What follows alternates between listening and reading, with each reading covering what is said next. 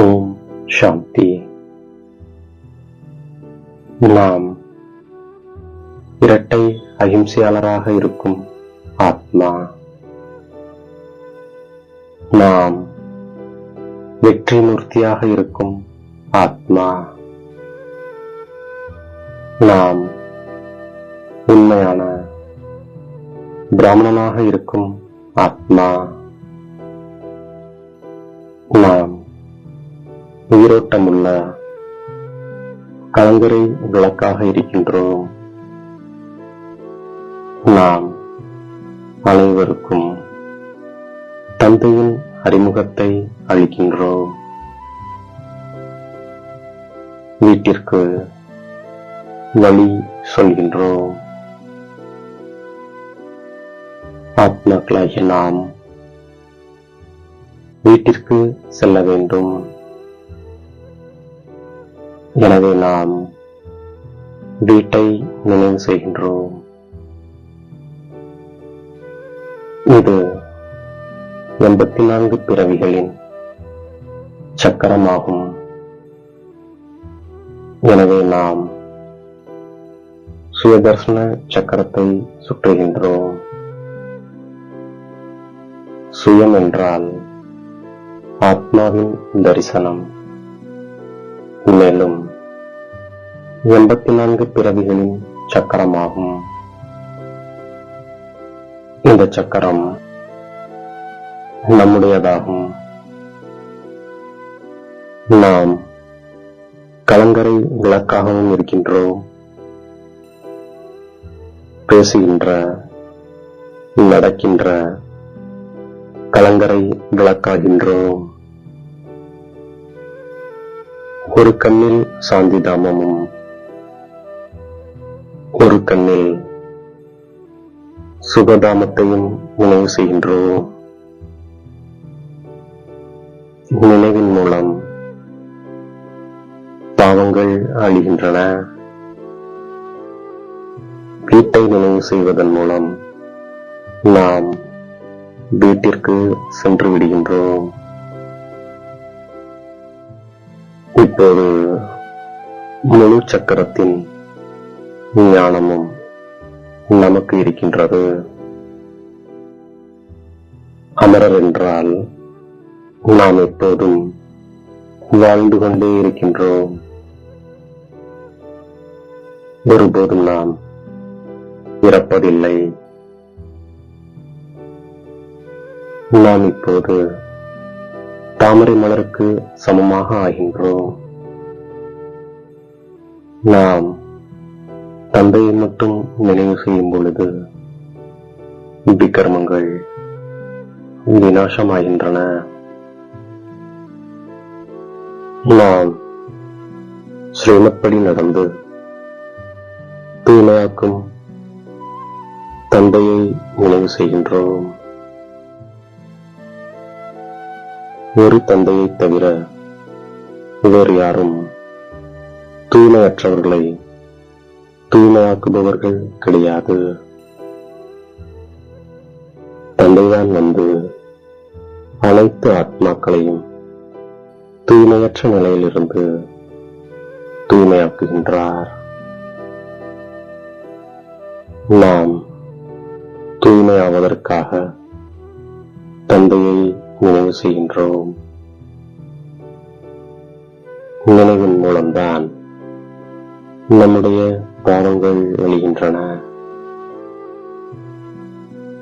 இதற்கு தந்தை உத்திரவாதம் அளிக்கின்றார். கர்ம காரியங்கள் செய்து கொண்டே நாம் தந்தையை நினைவு செய்கின்றோம். எனவே இது சகஜமான ஞானமாகும். நம்முடையது எல்லையற்ற சந்நியாசமாகும். நாம் இந்த பழைய உலகத்தையே மறந்து விடுகின்றோம். நாம் இப்போது புதிய உலகத்திற்கு செல்ல வேண்டும். வீடு குடும்பத்தில் இருந்து கொண்டே புத்தியில் இப்போது நாம் சாந்திதாமம் வழியாக சுகதாமத்திற்கு செல்ல வேண்டும். இது நம்முடைய நிறைய பிறவிகளின் கடைசி பிறவியாகும். நாம் இப்போது பிராமணர்கள் சிக்குடுமிகளாக ஆகின்றோம். இது குட்டி கர்ணத்தின் ஞானமாகவும் இருக்கின்றது. இது நம்முடைய உண்மையான தீர்த்த யாத்திரையாகும். நாம் ஆன்மீக வழிகாட்டிகளாக இருக்கின்றோம்.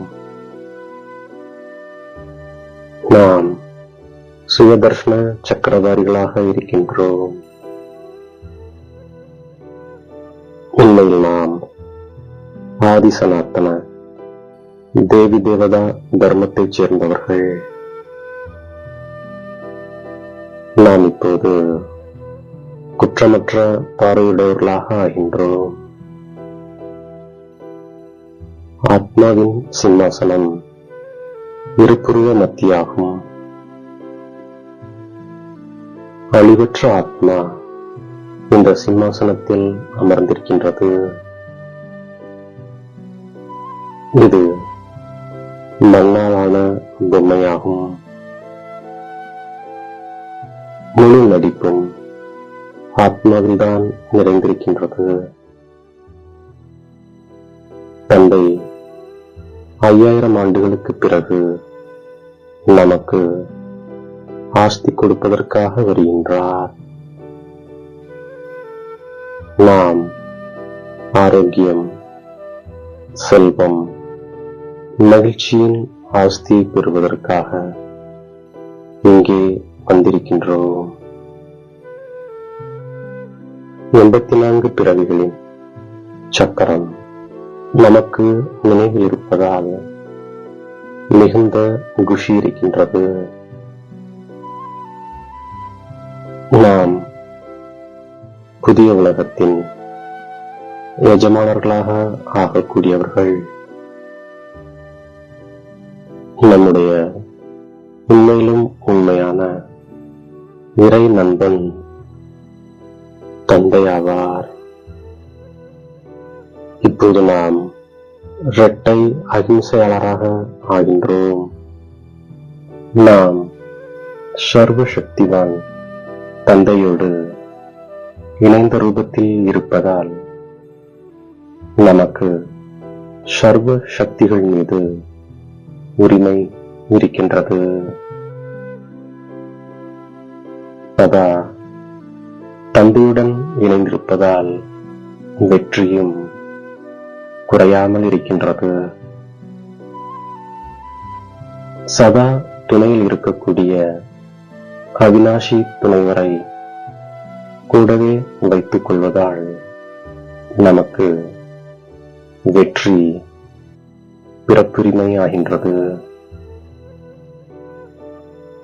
ஏனென்றால் வெற்றி மாஸ்டர் சர்வசக்திவானுக்கு முன்னும் பின்னும் சுற்றி கொண்டே இருக்கின்றது.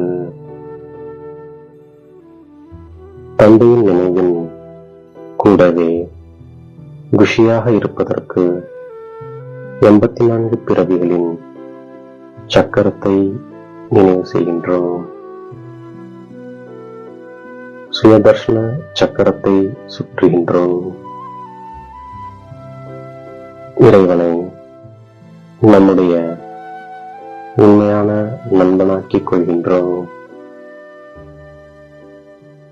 நாம் இரட்டை அகிம்சையாளர்களாக ஆவதற்காக குற்றப்பார்வையை மாற்றி குற்றமற்ற பார்வையாக மாற்றுகின்றோம். நாம் ஆத்மாக்கள் சகோதர சகோதரர்கள் என்ற பயிற்சியை செய்கின்றோம். சர்வசக்திவான் தந்தையை இணைந்த ரூபத்தில் கூடவே வைத்திருக்கக்கூடிய வெற்றிமூர்த்தி ஆத்மா நாம். விகாரங்கள் என்ற அழுக்கை தொடாமல் இருக்கக்கூடிய உண்மையான பிராமண ஆத்மா நாம். நம்மை தேடி கண்டெடுத்த இனிமேலும் இனிமையான தாயும் தந்தையும் ஆகிய பாப் தாதாவிற்கு கோடான கோடி நமஸ்காரங்கள். ஓம் சாந்தி.